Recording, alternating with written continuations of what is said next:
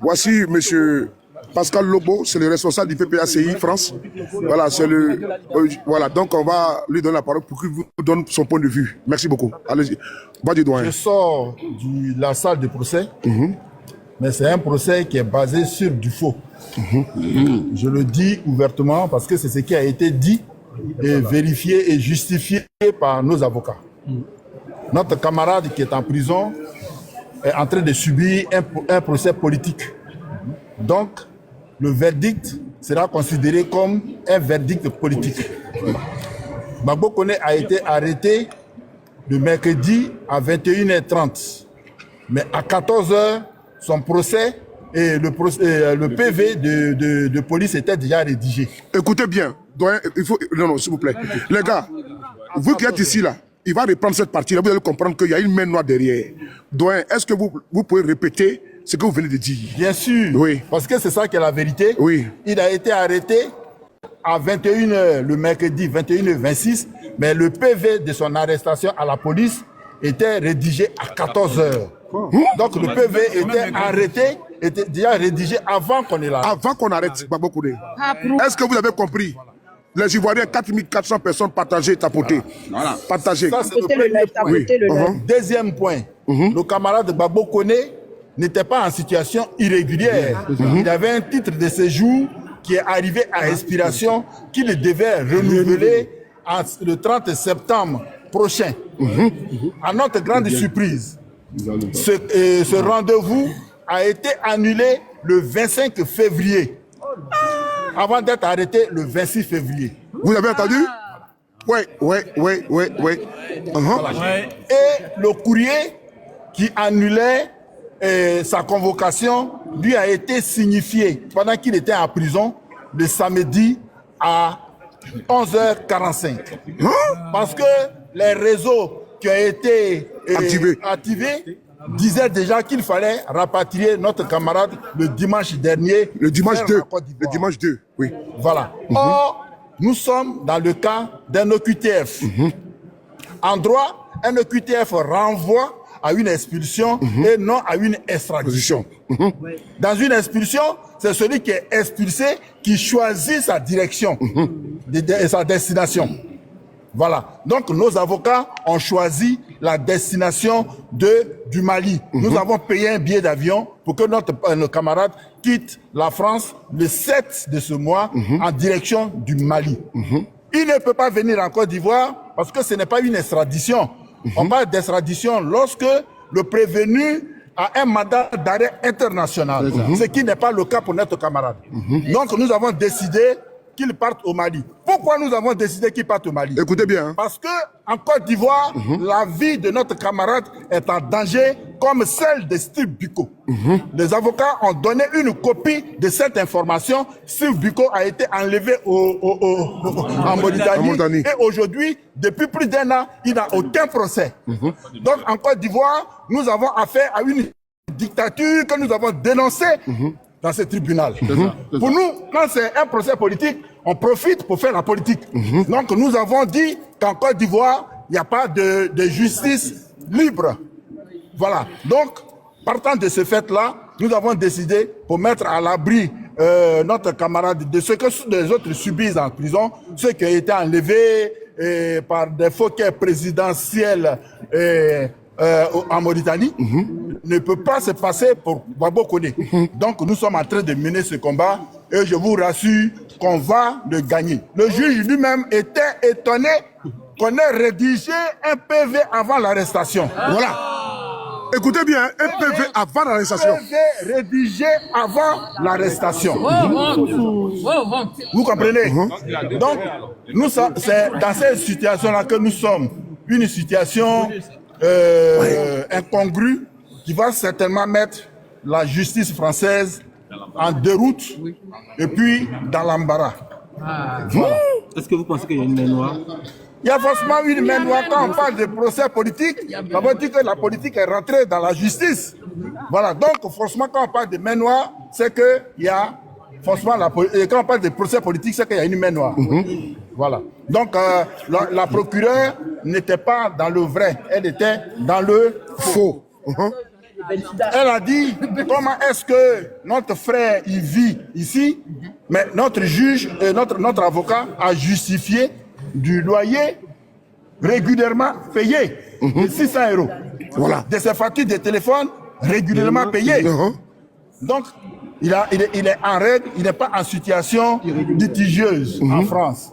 Ce qui fait que, normalement, ce procès-là, ils peuvent prendre la décision qu'ils veulent, mais nous avons affaire à un procès politique. Déjà biaisé. Si c'est un procès politique, ça veut dire que la décision qui sera prise tout à l'heure sera une décision politique. Naturellement influencée par la politique ivoirienne qui voudrait prendre en otage notre camarade qui dénonce les injustices du gouvernement Ouattara, qui dénonce le fait que Ouattara écarte ses opposants, ses adversaires, ou bien les emprisonne pour un mandat, un 4e mandat. Donc, est-ce que les Ivoiriens et les Panafricains vont accepter que la politique interne ou bien la politique interne des Africains soit encore continue d'être traitée ici? Non. Si c'est non, il faut continuer à s'arranger et il faut continuer à s'organiser ensemble. Parce que l'Afrique sera forte, l'Afrique se libérera quand elle sera unie, quand elle sera ensemble, quand elle sera debout comme un seul homme pour délivrer les autres pays déjà libérés. Et selon vous, c'est un kidnapping ou c'est une Non, c'est un enlèvement. On a des questions aussi. C'est un sur le enlèvement. panel. On ne peut pas faire pied de grue. Ici, il n'est pas le seul qui n'est pas en situation régulière. On ne peut pas faire pied de grue devant le domicile de quelqu'un depuis 14 heures. 14 jours, vraiment, c'est fort. Depuis 14 heures jusqu'à 20 heures. Maître. Voilà. Et depuis 14 heures, avec un PV déjà rédigé. On se croirait ailleurs. Mais nous sommes bien en France. PV déjà rédigé. Donc je crois que... Ça veut dire que ça vient corroborer encore une fois de plus que Gbagbo connaissait les prendre et le faire partir à Abidjan, Illico Presso. Exactement, c'est ce qui était organisé. C'est-à-dire qu'ils allaient le faire partir au pays. C'est un enlèvement. C'est-à-dire que c'était un enlèvement qui était déjà préparé. Oui. Dans le dossier, qu'est-ce qu'on le reproche exactement? Non, mais il n'y a rien. C'est ce que tu as compris là? le dossier, c'est ce que j'ai dit. Dans le dossier, il est aujourd'hui, il est détenu dans un centre de rétention administrative. Et quand tu es détenu dans un... Voilà. Donc, le vrai problème, c'est comme ça qu'il se pose. Et le compte rendu, c'est cela. Le verdict, c'est pour tout à l'heure. Mais ce que je voudrais que vous retenez, Kone Gbagbo subit un procès politique. Il subit un procès politique. Il faut donc considérer le verdict qui aura lieu tout à l'heure comme un verdict politique. Je voudrais vous remercier. Il y a eu 5300 personnes qui regardent actuellement. Oui, allez-y pour la question. On a des questions sur le panel. Ok, bonjour, monsieur. Excusez-nous. Pose. J'attends. Vas-y, j'attends. Sur le panel, on a des questions. Est-ce qu'on peut lui poser des questions? Vas-y, j'ai dit. Vas-y, pose la question. Voilà, au vu de tout ce qui a été fait, est-ce que les avocats ont pris des mesures afin qu'ils soient dédommagés à la fin, en fait? Surtout les prix de liberté et de justice. Donc, mais la question de mes compatriotes est de savoir, est-ce que Gbagbo Kone partira avec nous aujourd'hui? Bon, je ne peux pas décider avant les juges. On attend le verdict, nous tous. Mais je n'ai pas oublié de le dire. J'ai dit on a affaire à un procès politique.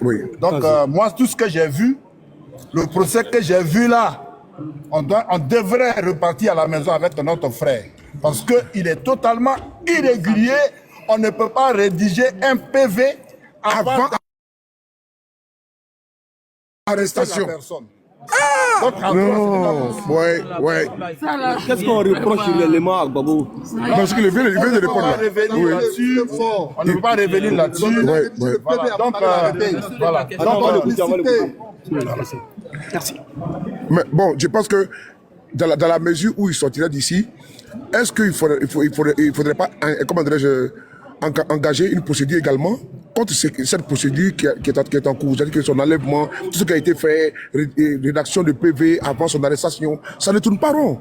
Il y a quelque chose qui ne va pas. Il faut qu'on trouve le procès est faux. Voilà. Oui. Donc, le verdict sera faux. Oui. Et le juge lui-même l'a constaté. Oui. Il a vu que la procureure est dans le faux. Oui. Voilà. Quand la procureure est dans le faux, il ne peut qu'avoir un verdict faux.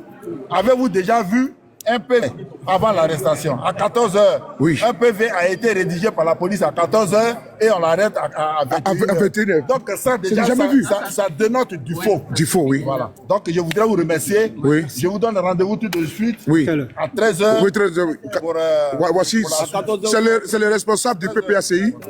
Voilà, il y a 5600 personnes qui sont connectées. Nous tenons à saluer tous ceux qui sont ici aujourd'hui, qui ont fait le déplacement.